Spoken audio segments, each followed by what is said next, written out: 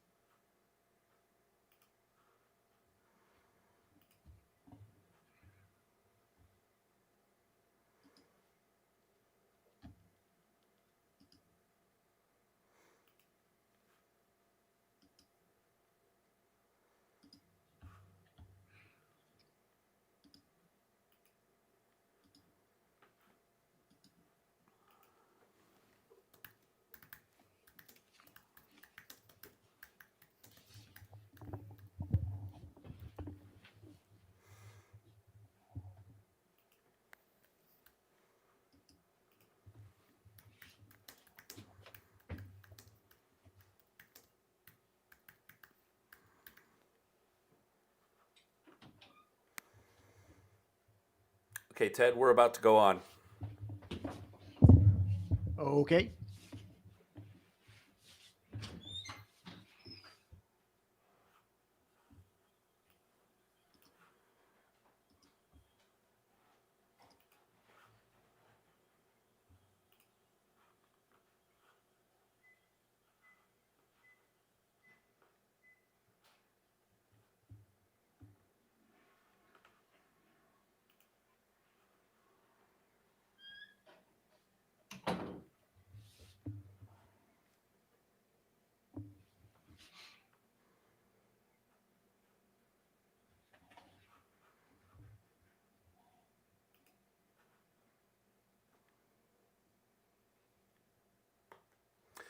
Hello, everybody.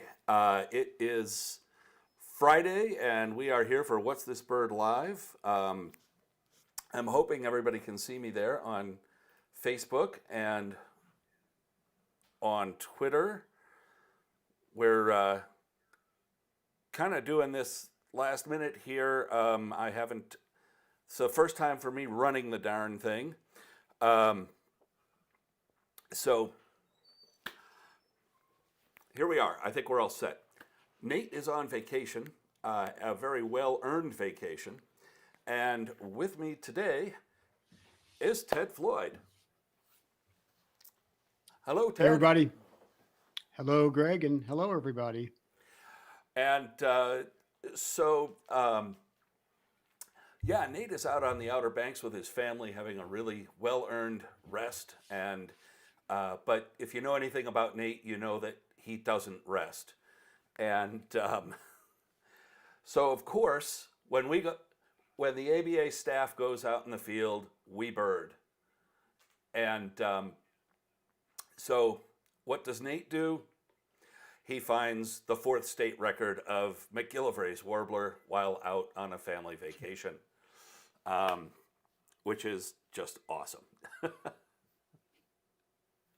Ted, you were talking earlier. Maybe you wanted to point out why this isn't a yellowthroat or something. Yeah, so I'm at an advantage here. This is a warbler that's actually fairly common in Colorado. It's sort of the Colorado and generally Western equivalent of the you mentioned yellowthroat, but I'll also mention a mourning warbler. Um, it's not a yellowthroat because it's got a nice blue head and can sort of make out those eye arcs there. It's sort of prowling around like a yellowthroat. The yellowthroats are often down in sort Mm-hmm. of low scrubby vegetation like that. Uh, in terms of mourning versus McGillivrays, it's sort of an odd thing to say, but by late November, I think McGillivrays warbler would actually be more expected in North Carolina, probabilistically, than mourning warbler Yeah. would be. One other bird you have to think about here, and Nate and I talked about this last time that I was on with Nate, is orange-crowned warbler. Now, this may not look like an orange-crowned warbler to any self-respecting eastern birder, but there's the Right. interior west subspecies of the orange-crowned warbler, Orestra, which is sort of this McGillivrays look-alike. It has a gray head and sort of eye arcs and a bit of a black transocular line. It's green above and yellow below, but there's some pretty major differences here as well. The McGillivrays warbler is a much longer winged bird than the orange crowned, and also Mm-hmm. just a generally more prominently marked bird as well. Also, I have to confess, I've seen images of this bird up close and personal, and there are some characters I can't quite make out here that certainly point to McGillivrays and not to orange crown. But yeah, just another pitch here that Orestra or interior west orange crowned warbler and McGillivrays warbler in different genera are and really quite far apart from each other within the warbler family. Yeah, they are. Can be surprisingly similar to one another. Yeah, and one thing too is if it's hard to tell from this angle, but there is a difference, like you say, they're different genera, and the bill shapes are different. If you can get a really good photograph of the Yeah, bill, because orange crowned has very spike-like bill. yeah, it's fine, slightly decurved. McGillivrays has a much uh, bigger, sturdier, almost thrush-like, sort of more bulbous bill. Exactly, exactly. Um, so let's just jump right into the pictures here since we're kind of there already. And so let's see here.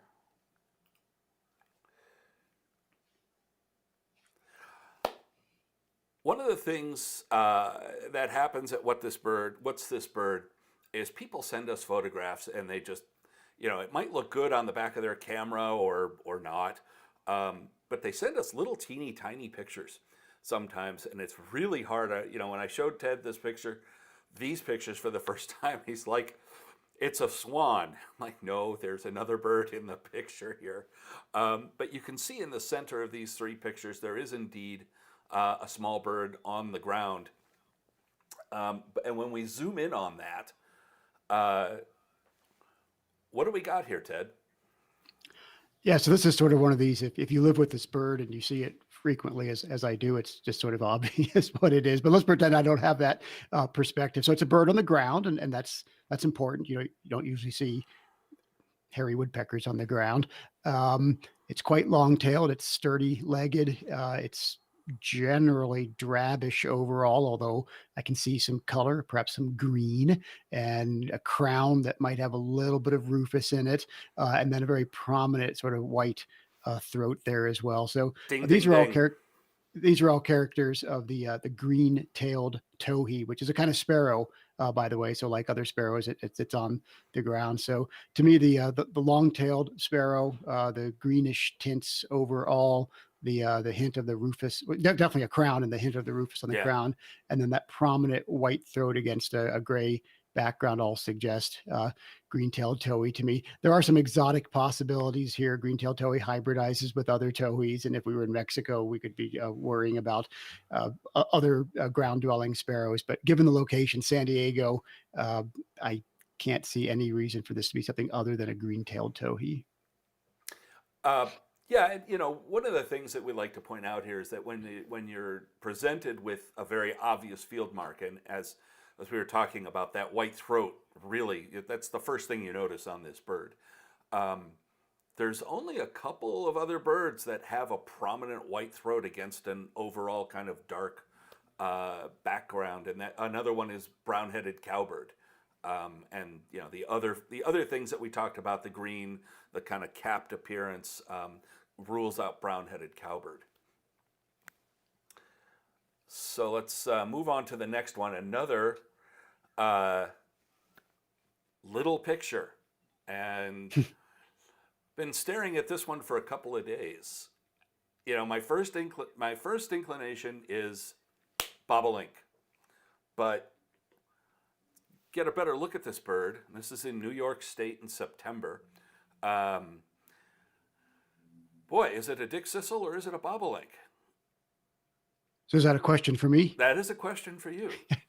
Right. So my first instinct, you're sort of leading the witness here, I realize, would be I am. would be to say bobolink, but I should back up here just a bit. It's a streaky brown bird. It looks fairly small there, and I can't quite make that up. I think it's that Japanese knotweed that it's in. I'm not positive of that. And we're in New York State in September, so a whole bunch of little brown streaky birds fit the bill here. I mean, offhand, if I sort of put you on the spot and said, why isn't this a sedge wren? We could have a discussion about that, or a marsh wren. Certainly, any of a number of kinds of sparrows. I'm being facetious here, but a lot of sandpipers actually more or less have that sort of streaky brown look about it. So this is why we bring you on the program, Ted.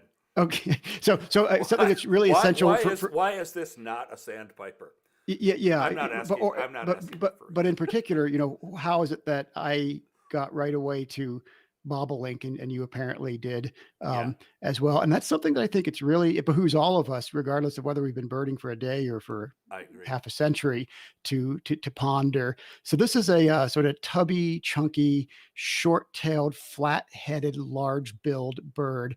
And that just rules out a whole bunch of birds. Most of our sparrows, for example, are going to have a generally more sort of lanky, svelte, elegant look to them. There are some short-tailed sparrows here. Grasshopper sparrow actually sort of fits the bill for this bird, although those very strong braces on the back don't work for grasshopper sparrow at all. So it's this funny combination of knowing what to expect, knowing about size and shape. So, I mean, when I said sandpiper, obviously I'm being facetious. A sandpiper would not perch upright in what appears to be, I think that's smartweed or knotweed. I'm sorry, I've forgotten my East Coast plants, but whatever that is, it doesn't grow commonly in Colorado. So, and then you get into this sort of level of instinct. It was the American poet Allen Ginsberg who said, "First thought, best thought." And I think that applies well in bird watching. It's sometimes good just to sort of take a deep breath and say, well, based on my experience, that's going to be a bobolink. It's certainly not the field guide, classic, black and white bobolink, the male that we see in the spring and the summer. But again, short tail, I can kind of make out a spiky tail, flat head. But it does have that big kind of pale, kind of rough on the neck that a male bobolink would have. Sure. So this could be a transitioning bird.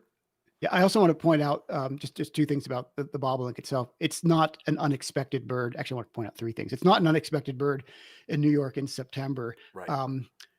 Dickcissel is fairly unexpected, although if I knew exactly where this was, for example, if we were on the south shore of Long Island, I would guess actually that Dickcissel outnumbers bobolink in September. But if we're sort of upstate in some hay pasture near Ithaca or somewhere, my mind goes much more strongly to bobolink, especially if it's early September, because this is an early migrant. So if this were, I'm making up some dates here, but if this were September 5th in Ithaca versus September 25th at Jones Beach in Suffolk County, Nassau, somewhere in the southern shore of Long Island, I would really change my opinion. So location and date make a huge difference here.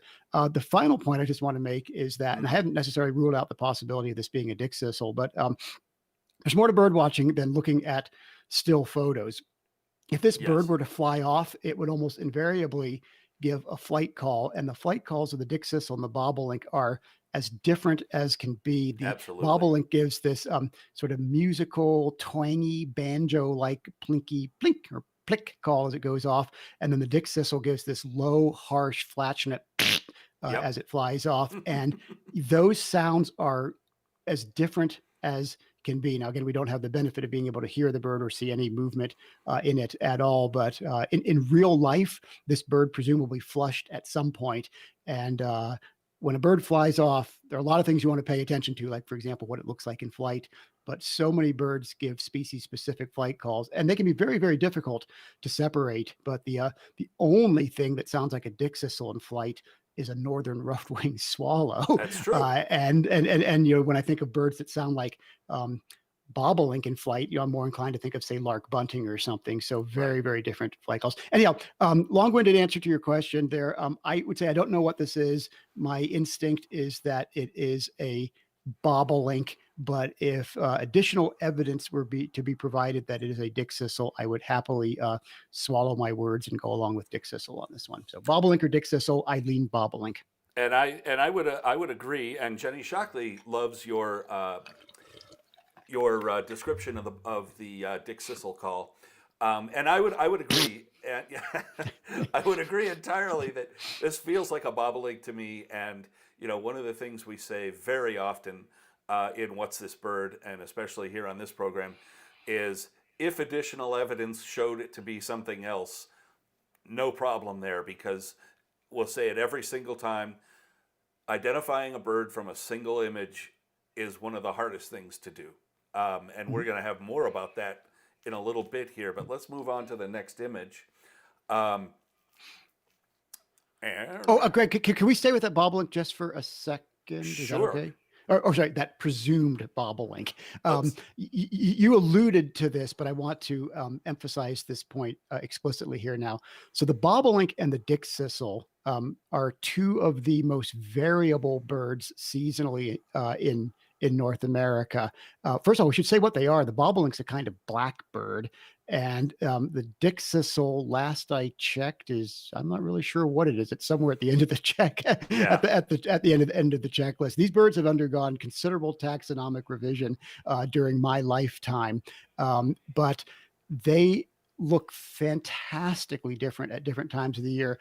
We had a nice article, sort of a pair of articles recently in Birding about a little less than a year ago, by Rick Wright and Peter Pyle on the confusion running into the centuries on how many species of birds there were that today we call Dolichonyx oryzovirus, the bobolink. Yeah. People didn't even know how many species of these birds there were because they look so fantastically different from year to year. The Dickcissel also shows extreme variation in plumage throughout the year. So that's Absolutely. another layer of challenge here I just want to point out. Absolutely, yeah. And okay. We are going to move on to the next image. And this is going to get us into the waterbird section of this program. All right, you like to start off from, this is not a bottle floating in the water. This is actually a bird point of view. So let's go from there, Ted. What are you seeing? Yeah, well, thanks for that sort of lead in there. I remember a review long ago of one of Ken Kaufman's books. He's written so many, I can't remember which it was, but the review was by Steve Howell. And in Steve's review, he started out by singing Ken Kaufman's praises for starting off the bird book with ducks and coots. Now, ducks and coots are not related to each other. They're Right. very distantly related to one another. Ducks are more closely related to bobwhites, for example, than they are to coots, and coots are Right. more closely related to limpkins than they are to ducks. So this is a swimming bird, and since we can't really make out size on this bird at all, if it swims, it's probably a duck, right?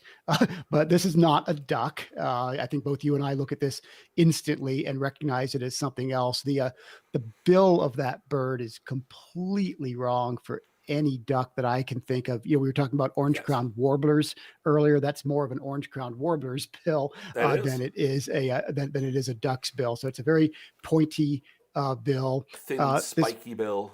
Yeah, pointed upward. This is one of these birds that, just because I've looked at a lot of these birds over the years and all of the birds in the order of these birds, it just does leap out to me as a loon. It looks Hmm. big, it looks bulky, it's grayish above and pale below. This happens to be, I'm pretty sure, the smallest loon It on is. Earth. It has just a little bit of red on the throat, and occasionally A, birds actually have good names. And a, this one, the red throated loon, is a well named bird. One other thing I just want to say in defense of this bird's being a loon is I assume that's a bit of a foot in the yep. back Yep. there. Yeah, and so loons are distinctive for having their feet very, very far to the rear on the bird. They can barely move around on land because of how far back their feet are. They're sort of on their way to becoming penguins or alcids or something Now like that. and With that's these, a funny point. If you've ever seen poorly done taxidermy specimens of loons, I have seen them. People who have no idea what the bird is like in real life, or don't, wanted to do it in a uh, uh, on an on land situation. They mount the bird like upright, like a penguin, yeah, sure. which Yeah, never and when you happens. it rarely happens, and in fact, when it does happen, it throws us for a loop. I Yeah. was birding just a little while ago, and I saw a oh gosh, what it wasn't a loon, but I think it was I think it was one of the what we call the swan neck grebes. It was a Clark's or a Western, just upright on the shore. And I thought like I had an owlet or something. Yeah. I couldn't make any sense out of it. Anyhow, the feet very far back like that are a good indicator that this bird is a loon. And although loons are ungainly, very ungainly, almost immobile on land, they are superb divers, and we don't get to see that too often because they're under the water. But those feet are magnificent for loon propulsion Yeah. under the water. In terms of identification, some loons, like say Arctic versus Pacific or common versus yellow-billed, and also common versus Pacific, can be quite difficult. This is not a difficult loon as I see it. It's in Cape Cod, so we're dealing pretty much with common or red-throated. Common, even without any reference to anything else out there. There are no other birds in this photo. Is a huge bird. It's the size of a goose. It just looks like Right. a really big bird. This But looks when it's but small and when it's alone, you can't really tell size. If you had a common loon in this picture, you couldn't tell that it was bigger than this. In a fair enough. picture like this. This Um, looks dainty to me. I also like the bill pointed up. That's a good mhm. red-throated loon feature. The other thing I notice on sort of real red-throated loons in the field is that they are somewhat to strikingly pale. Mhm. Okay, so we're in Massachusetts, so we're not dealing with say Arctic loon or something like that. But a common loon is a big, dark bird, the sort of thing that you can almost lose in an overcast day because it's about the same color as the dark water. Yep. And a red-throated loon is to me, a sort of shining, sparkling, ghostly, wraith-like, very pale bird. And this is a pale bird. And again, let's not overlook the obvious. This bird does have a bit of a red throat on it. Yes. All right. And let's move on here. Actually, before we move on, I'm sorry, I know my screen is doing funny things here. Can we talk scientific names? Sure. Okay, so Well, and actually, I apologize. I just got a camera issue. Oh, issue here. There we go. so the scientific name of this bird is Oh, if you want to talk about, yeah, go ahead, it's go for it. Gavia Listen. Okay, stellata, go. and the stellata part of that name is the white spots on the back, stars, Hmm. and it is the only loon that has. All the other loons have big blocky pattern on their back, and the red-throated has these little star-like dots on a dark background, but only in the adult plumage. In the juvenile plumage, it has the barring that the most of the other all the other loons have. Yep. Hey, and I'm totally popcorning around here, but I can't resist going back to the scientific name of the bobolink from a moment ago. I kind of blew past that. It's Oryzivorus, which means rice eating. And the back when there was much more rice cultivation in the United States, the bobolink was the famous rice bird. And although we don't call it the rice bird anymore, we preserve that behavior in the specific epithet Oryzivorus. So neat little tribute to its natural history there. Yeah.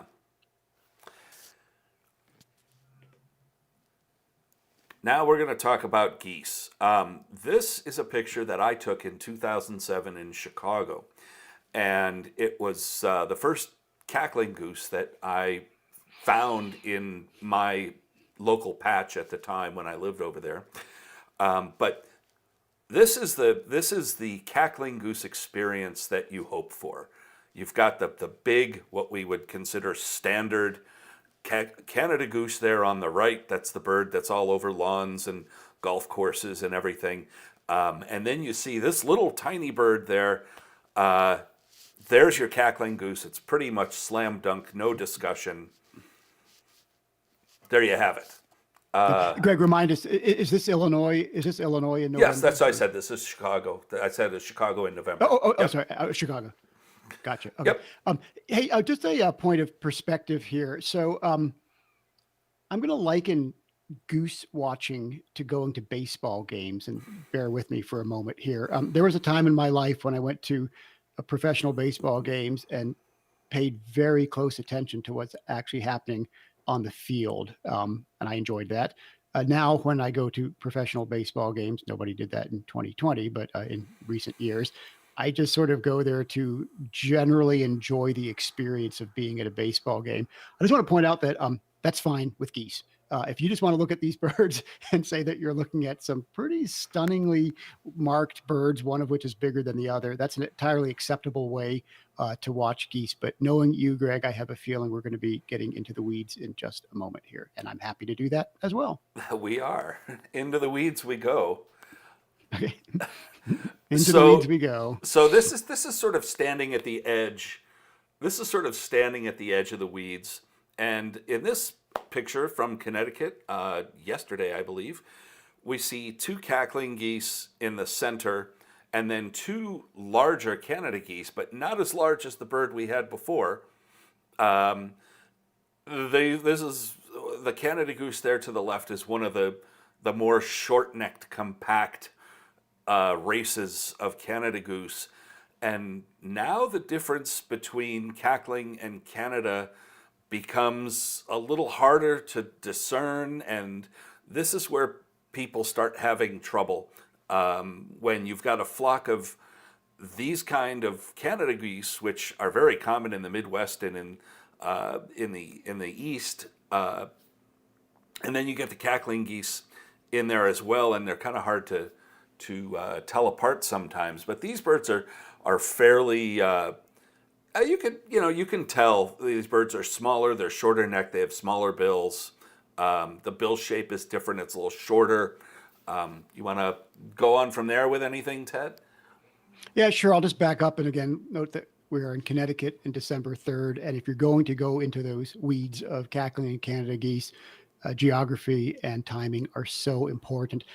I don't know too terribly much about the exact distribution of Canada goose and cackling goose subspecies in Connecticut in December, although I have more knowledge than I do, for example, about the distribution of those birds in Ontario at that time of the year. But when I look at these birds, the first thing I think about is the relative rarity of cackling goose in Connecticut. I don't think you get the flocks of tens of thousands like we do in central Colorado. Right. The second thing I notice immediately is just the size difference, and you did note that already. The two birds in the middle, and especially the left of the two middle birds, do look small. One thing that is really, really key for me in terms of goose identification is the size of the bill and the shape of the forehead. So to the extent that I can see those two birds in the middle, they look stubby billed, short billed, and steep foreheaded. That's a new adjective for you there.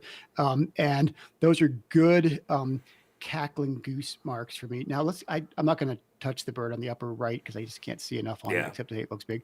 The bird in the upper left does look relatively steep foreheaded and not incredibly sloping foreheaded. As the Canada geese get bigger into what we call the giant Canada geese, Maxima, subspecies Moffat-eye birds like that, they tend to have this very sort of canvas back or common merganser-like profile with the bill sloping sort of seamlessly into the forehead.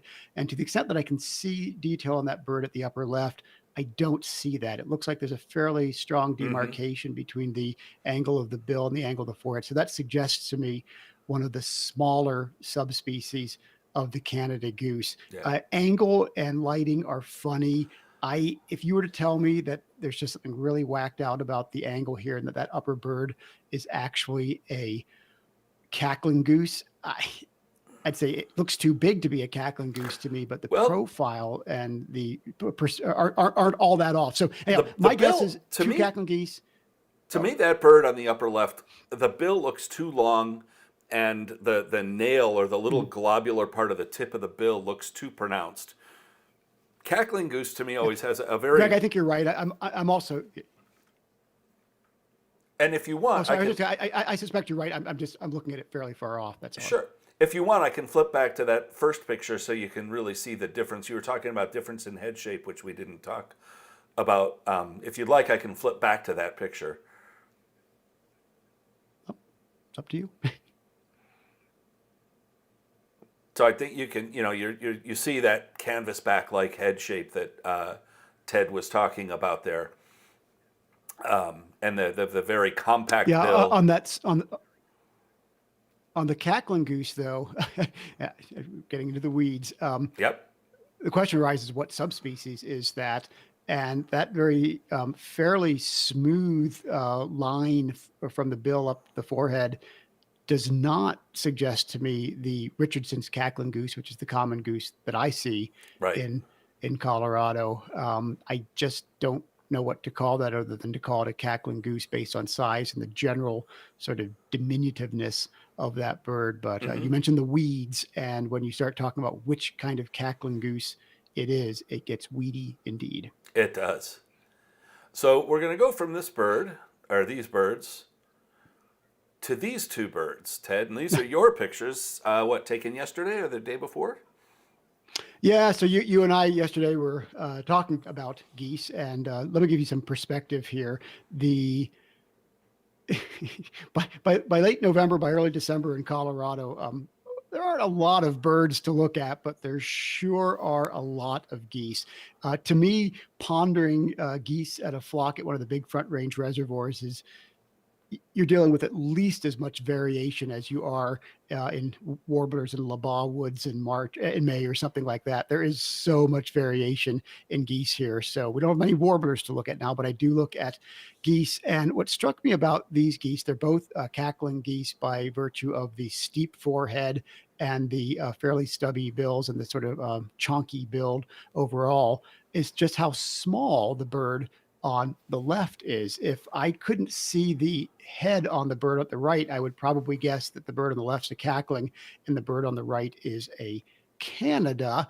But there's such a size difference here. So There that got me to is. wondering whether the bird on the bird on the right is our expected Richardson's cackling goose. So that's again to go weedy here.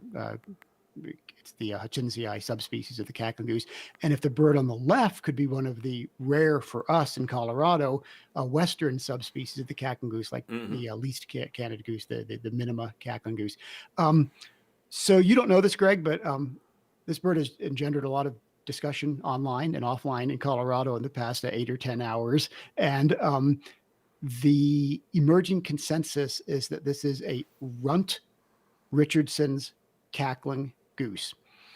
And ontologically, how that differs from a minima cackling goose, I don't even begin to ponder, but that's something for the college philosophy majors to sort out. It's definitely a small cackling goose. Oh, yeah, right. So here's another image of the same bird. And again, you can just see how small it is relative to those four other presumed Richardson's cackling geese. So Yep. even within a flock of cackling geese, we can see a lot of variation.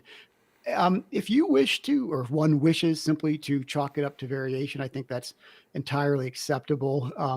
I think we're going to have mercy on the audience here, Greg, but there were a lot of other oddball geese in that flock yesterday, one of which apparently was a greater white-fronted goose, cackling goose hybrid. Yeah, Beautiful bird with I saw bright those orange feet. pictures. And I saw those pictures you sent me, and I decided to hold off for another time with those. no. And I'm totally fine with that. But I guess I also want to make the point that the variation in these geese is striking, and it's gratifying to me that more perspective here. These birds are within a few 100 feet of where I'm sitting right now. I've got a goose pond just down the street from me, but geese are great, big, impressive looking birds that you can even walk up to with your dog and they won't fly away. Yeah. These birds are fairly well habituated to humans here.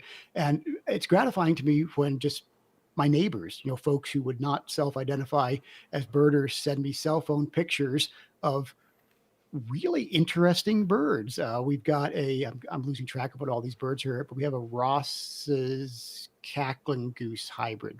Do I have that right? Yes, I think it's a Ross's cackling goose hybrid out there. We have, as I said, that presumed greater white-fronted cackling goose hybrid out there. We've got snow geese of every age, Ross's geese of every age, and they're beautiful birds. And it's neat to me that there's so much community discussion going on about these birds right now. When you go out there and appreciate that, to some extent, no two geese look the same, and you've got a flock of 3,000 of them in front of you.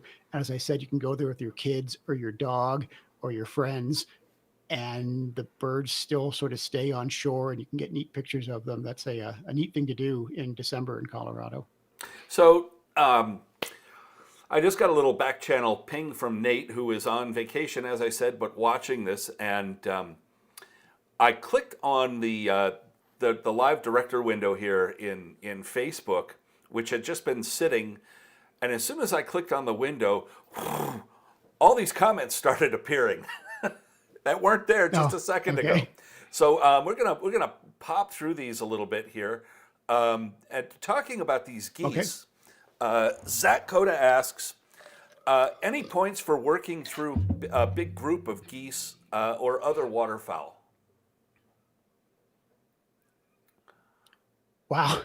Yeah. Okay. So here's one. I would say work through them one by one. I know that's an odd thing to say, but I think there's this tendency to be sort of overwhelmed to look at the whole mass of birds.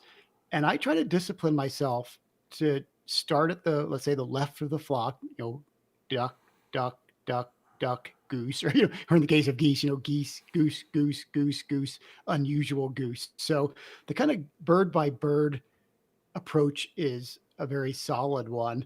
What I would say about geese and about any group of birds, whether it's gulls or warblers, is try to understand the common ones really, really well. So for me in winter, that's going to be the cackling goose, and in particular, the Richardson's cackling goose. So, we've kind of gone straight to this bird with the yellow arrow pointing to it because it's an unusual bird. But make sure you've got those 4 other birds, sort of under your belt, as they say, Absolutely. before you go on to the tricky looking birds. So, and for many people elsewhere in the ABA area, it's going to be reversed. It's going to be the Canada goose is the more common bird. So get to know your most common bird really well, and then just go through the flock one by one. Every single day I'm reminded of this when I look out at the flock, and for the first 5 or 6 minutes, everything looks like a cackling goose, and I'm about to go home.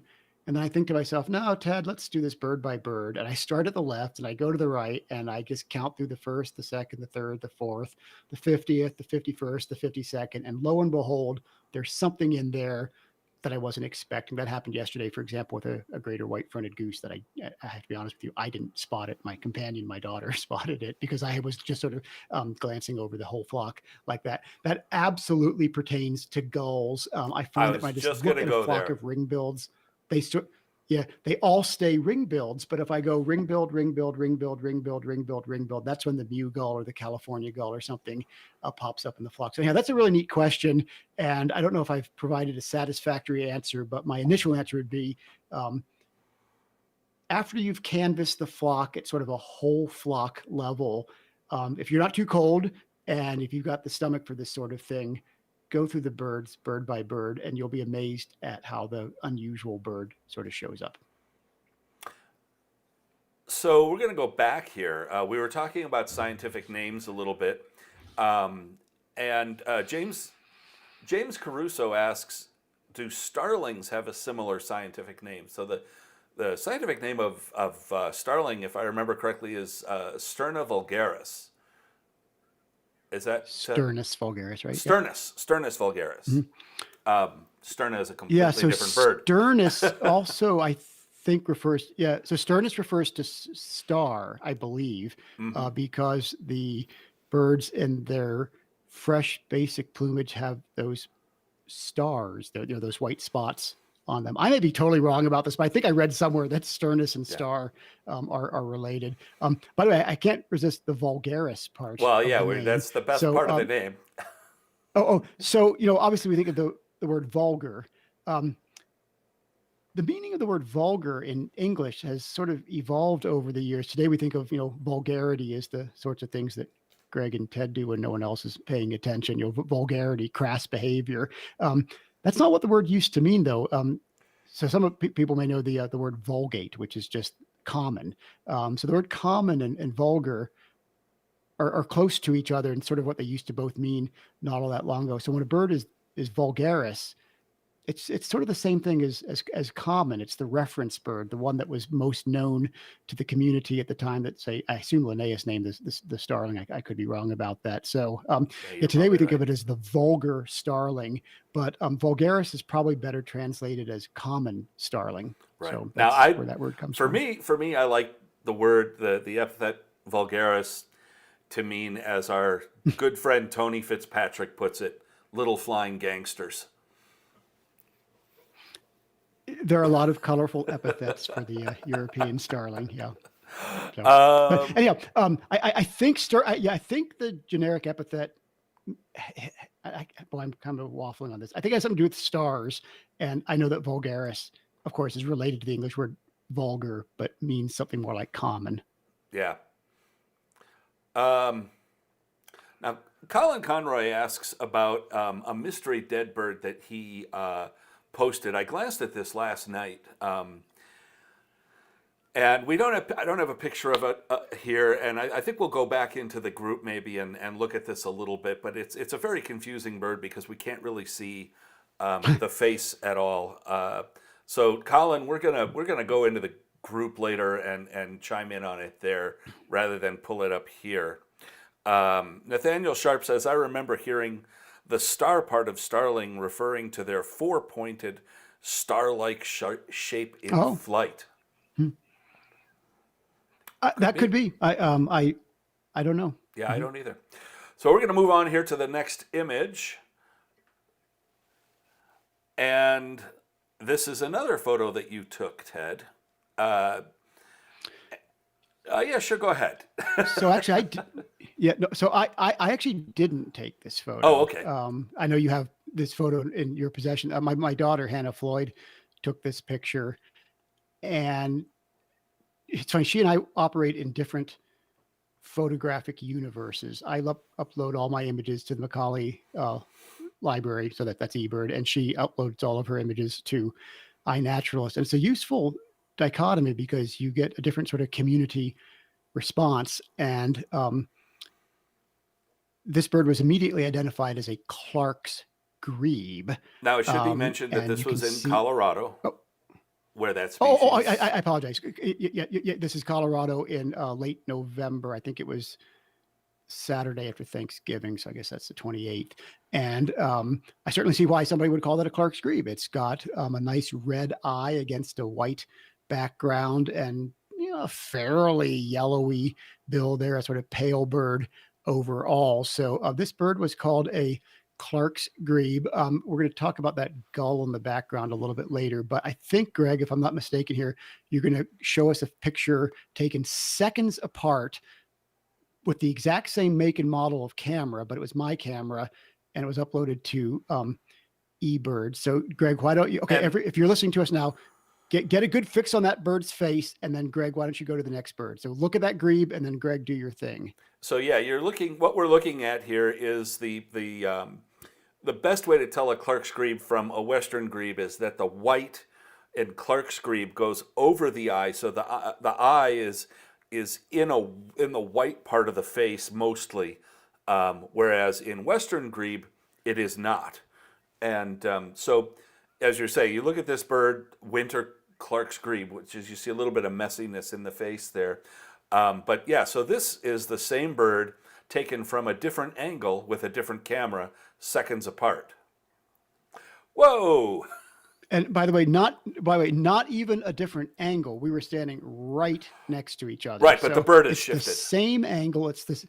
The Yep. bird has It's the shifted. same bird, and we confirm this by matching the patterns of white and black on the sides, and even the exact position of the dots of water. So these images are seconds apart, and now, of course, our Clark's grebe has turned into a Western grebe because we Yep. have all of that dark around the eye right there. And we can go back here just and give you Greg, you talk about going to the weeds. another look here. So there's the Okay. bird with Yeah. its with its face sort of flat onto the sun, and we're getting a lot of reflection off those feathers that make it look white. And then when the bird angles so that that's not happening, it looks totally different. Yeah, and there's something else here though. These birds can move their feathers around just the way that, say, a ruby crowned kinglet does. So I don't think it's just angle. I think that the bird has simply Yeah. concealed the black feathers in the earlier image right here. You talked about weeds. We're going to go in the weeds for the Oh, third yeah. time here. The emerging consensus from some of the experts out there is that this is a hybrid, that this is a Clark's grebe, Western grebe hybrid. As best we can tell, about 5% of Clark's and Western grebes are hybrids or introgressed birds of, hybrid origin. But it is stunning to me just how different these birds look. And when I took a look at Hannah's photo, because I hadn't seen my own photo, my first instinct was I didn't realize there were two grebes out there, but there is in fact just the one grebe out there. And again, we don't have to do this right now, but the exact pattern of white blotches on the side and the precise location of the water droplets are identical. I think these images were taken within 2.5 seconds of each other. Sure. So they're essentially the same image. I wanted to talk about the gull, but did you have anything else on the grebe? No, I Greg, think we've worked the grebe, but that gull's Okay. got a honking big bill. Okay, so yeah, okay, so tunnel vision is a concern for any birder. There are so many stories. Every one of us can tell the story of looking at the bird on the left and sort of neglecting the bird on the right.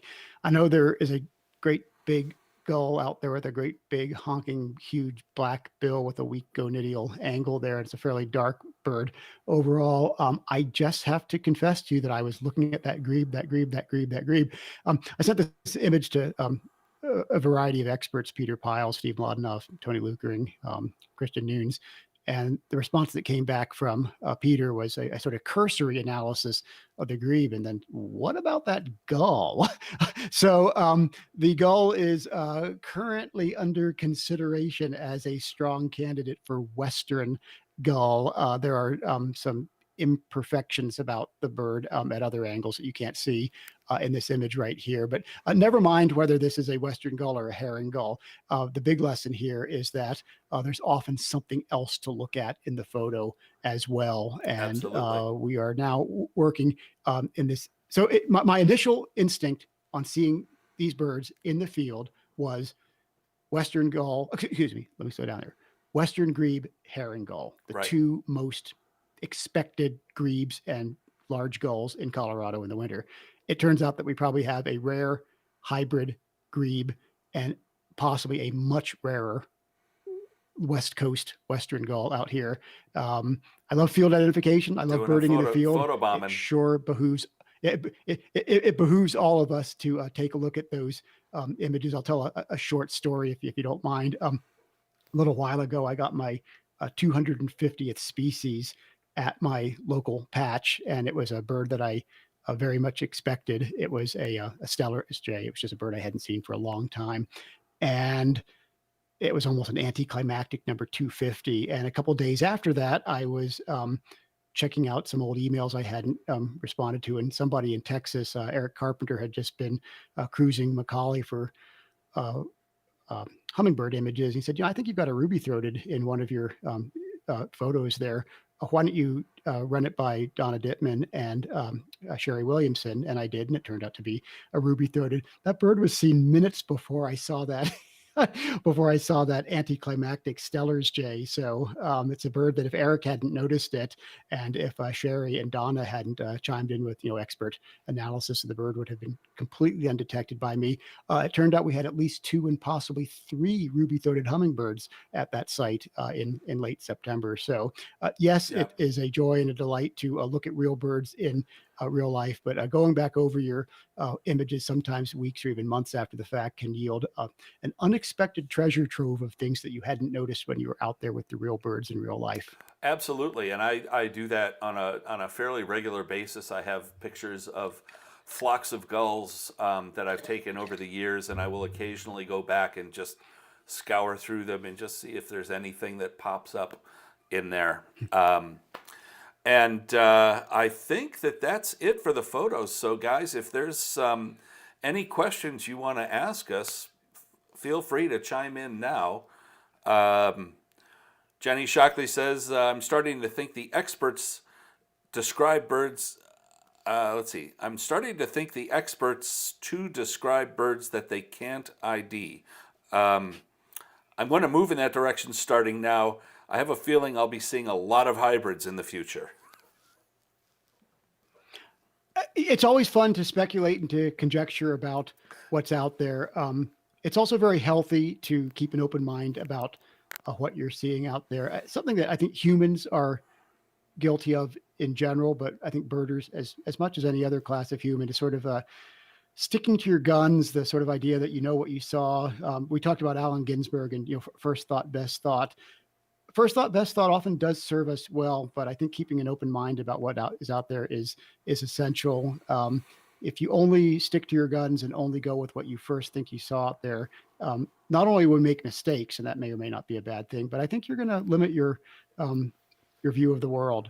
There's a lot of neat stuff to learn out there, and it's gratifying to me to realize that some of the stuff I was pretty darn certain about 15 or 20 years ago, I think is a lot more equivocal right now. Our understanding of birds like geese has really evolved in the past 15 or 20 years. And some of the folks who were writing the definitive works on goose identification in the early 20th century have really changed their tune in just the past several years. So keep an open mind, look out for as much variation as you can see out there. And then at the back of your mind, just realize that you do have a great brain, and depending on how old you are, fairly good eyes and fairly good ears, and those things really hold you in good stead as well. And Chris Ortega asks a question here on tips on herring versus thayers, is how he started off the question, and so that's a big kettle of fish. But start out to say what Ted was talking about here. When I started birding, Thayer's gull was a subspecies of herring gull, and then it became a full-blown species for decades, and just recently was reclassified as a subspecies of Iceland gull. And there is a spectrum of what we call Thayer's Iceland gulls now that goes from very dark-winged birds to almost Iceland, what we think of as classic Iceland-looking birds, and that is a topic for a bit longer discussion with images and things that I just don't have handy right now. Yeah, it's possible that more ink has been spilled on Thayer's gull in ABA publications than any other bird except for the Empidonax flycatchers, but that's a group of 10 or 11 species. So right. More species to work with there. I can't resist noting, though, that, Greg, you may know about this, but there's actually a residence in Martinsburg, West Virginia called 37 Thayer's Gull Drive. I don't know if you knew about that or not. No, I didn't. There's you can buy it. Yeah, you can buy a house in West Virginia, and it's on 37 Thayer's Gull Drive. And I think that sort of says it all. So Thayer's gull is a difficult bird. In terms of I can't go into all the identification details, and I know you don't want me to, but I would say that what's called Thayer's gull and herring gull is well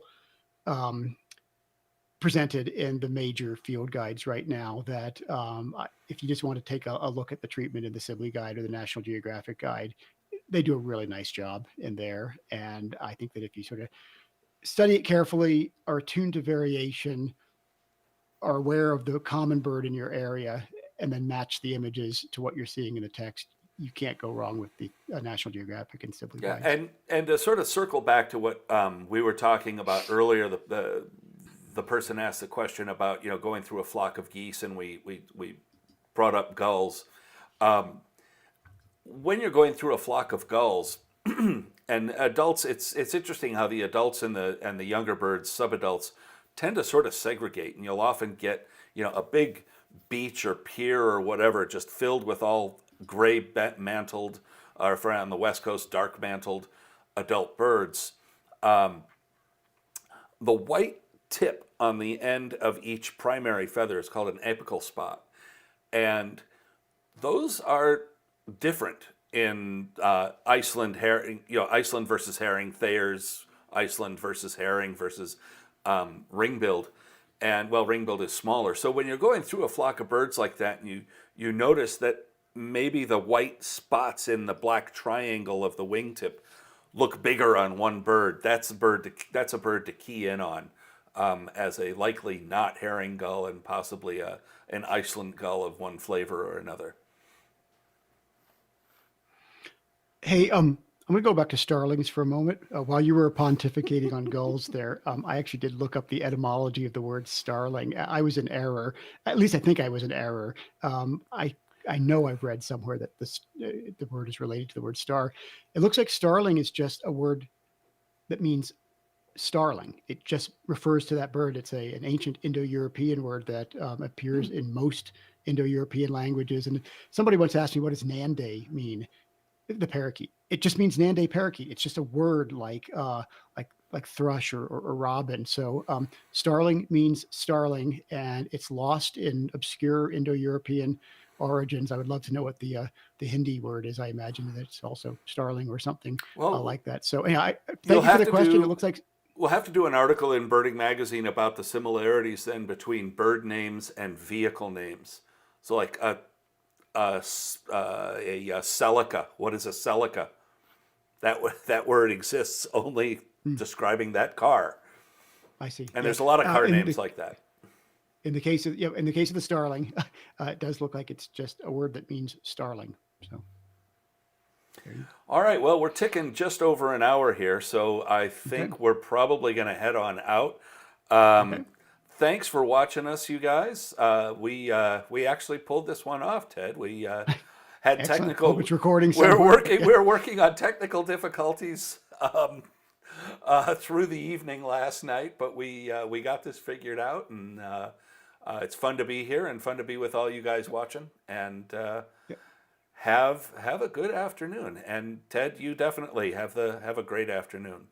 Yep, appreciate it. Thanks again for having me. Always enjoy the conversation, the discourse, the bit of banter and back and forth and entertainment. It's really fun, and I hope I appreciate everybody. Oh well, hang on. We got somebody here. Okay. Holden Green. I didn't see Holden Green's comment in the thread here. He says, "You never answered my question." Let me scroll back up and see if I see it here. Holden Green. Where is your question? Oh, here we go. Sorry, that was buried in the comments up when they all came through in a big pile. If two species hybridize, do the hybrids have some sort of intermediate song or call between the two? That certainly can be the case. I mean, they tend to be intermediate in all characters. Now, it depends on what vocalization we're talking about and what type of bird we're talking about. So a lot of songbirds, passerines, learn songs from the song repertoires that are available out there. So let's say we have a situation with a black-headed and rose-breasted grosbeak hybridizing or lazuli and indigo bunting hybridizing. The birds will probably learn the songs of the birds that are available out there. So if we have a hybrid lazuli indigo bunting that is only hearing lazuli buntings, it'll probably learn how to sing lazuli bunting songs. It's the same way with humans, Right. I speak English because I grew up around English-speaking people, but if I'd grown up around Mandarin-speaking people, I'd be speaking Mandarin now, not English. Now, that's the case for learned vocal elements like songs. Birds also have built-in sounds. I'm calling them sounds right now that their species can make. Humans, by the way, are the same way. Every human on Earth, regardless of what language your parents speak, are capable of saying about the same 45 or 50 phonemes. We can all say them when we're learning language, and then we start to lose them depending on which language we're learning. And it's the same way with many birds. There's been some neat work done here in Colorado on hybrid phoebes.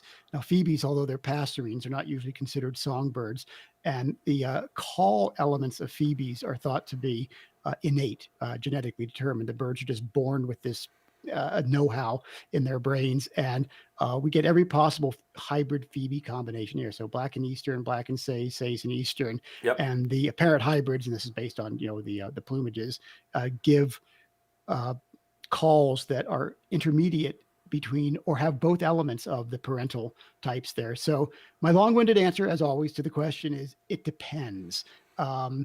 Some elements, what we classically or traditionally call songs, are going to be learned from whatever you have available, and then others seem to be innate. I can't resist one other comment about bird song learning, because we've been talking about this bird so much, and this is the two species of swan-necked grebes, the Ecmophorus grebes, the Clark's and Western grebe that we spent so much time talking about. So Yes. they have this incredibly elaborate breeding display that involves lots of sounds, crazy behaviors, dancing and swirling and picking up weeds and coordinating swimming and all sorts of neat things. But there's one element to it that appears to be innate, and that is the so-called advertising call. It's this far-carrying creak, creak in a Western, or creak in a Clark's. And that one element apparently separates the two species. And back to that grebe that we saw that may have been a hybrid. When I was out there that morning, before I saw the bird, I thought to myself and just dismissed it. I even commented. Tell me you called it in. No, I just thought it was a Clark's grebe. I thought, I can't be, it's a Western. And so the thing is, that bird, which we think is a hybrid, was giving sort of a Clark's-like advertising call in there. So great question. It depends. In general, song-like elements are going to be learned the same way that human languages are learned, but in the same way that humans can make some sounds and can't make other sounds, so it is with birds. They have these innate calls that are actually sort of physically limited by the physiology of their syrinx, and they just make those sounds because they're able to make those sounds. So except for mimics like starlings, a woodpecker can't just, haul off like a sparrow or something like that. So they have some limitations on what they can do, but they also learn languages the same way that humans do. When you are out birding, a lot of birds, can learn other species songs and sing them perfectly. And it's not just birds like mockingbirds, but vireos, for instance, blue-headed and yellow-throated, white-eyed. I've seen a blue-headed. Yeah. I've seen two very distinct songs from each other, but I've seen a blue-headed vireo go back and forth between white-eyed and blue-headed song. The same bird, just sitting there switching back and forth as he felt like it. So you got to. Here's a really cool thing about white-eyed. Yeah, something about white-eyed vireo that's really neat. This paper, which I saw 5 or 10 years ago now, just really blew my mind away. So the song of the white-eyed vireo is very well known. It's that snappy pick up the beer check. But in the middle, in that slurred note, there is typically the song of another bird. Now we don't hear it, and the reason why is because the white-eyed vireo speeds it up. But if you slow down the song of the white-eyed vireo, so instead of pick up the beer check, if you have pick up the beer check, that beer part of the song will often have like a cardinal or a Carolina wren or a Carolina chickadee or a wood thrush or something in there. So they contain that element.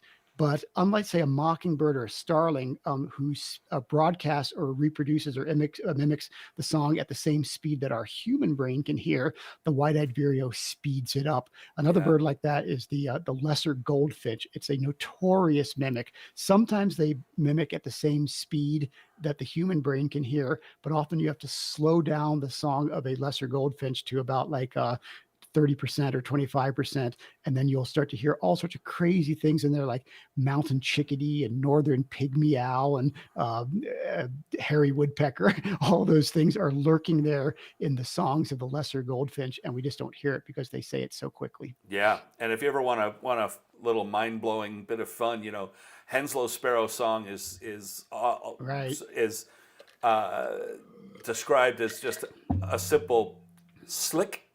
Well, slow Yep. that down, and it becomes something else entirely. And I think with that, with Holden Green's question, there is going to be one last thing before we go. So we're going to have to go now. And again, thanks you, Ted, and thanks everybody for watching. And we'll see you next time.